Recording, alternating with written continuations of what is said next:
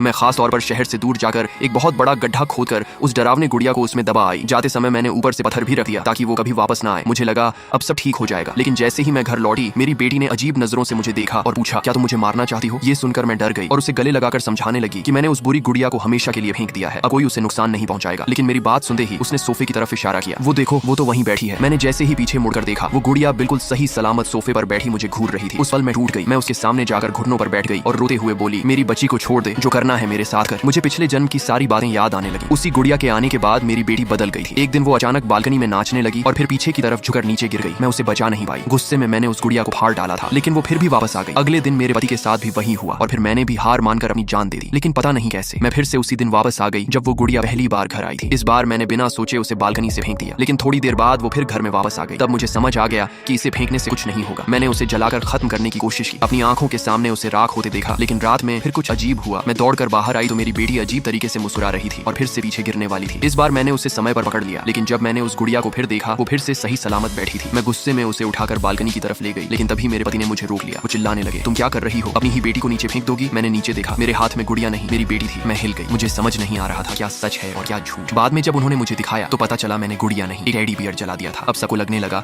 कि मुझे कोई मानसिक बीमारी है, लेकिन मुझे पता था कि वो गुड़िया असली है। मैंने उसे अलमारी में बंद कर दिया और रात भर जागती रही। फिर भी अजीब घटनाएं होती रही। मेरे पति रात में उठकर उसी गुड़िया के साथ जाने लगे, जैसे कोई उन्हें कंट्रोल कर रहा हो। अब मुझे किसी तरह सबूत चाहिए था, इसलिए मैंने पूरे घर में कैमरे लगवा दिए। रात को जब मैंने फुटेज देखा तो मेरे होश उड़ गए। उसमें मैं खुद उस गुड़िया के बाल संवार रही थी। मैं समझ गई कि ये सिर्फ गुड़िया नहीं है, ये कुछ और ही है जो मेरे दिमाग, मेरे घर और मेरे परिवार के साथ खेल रहा।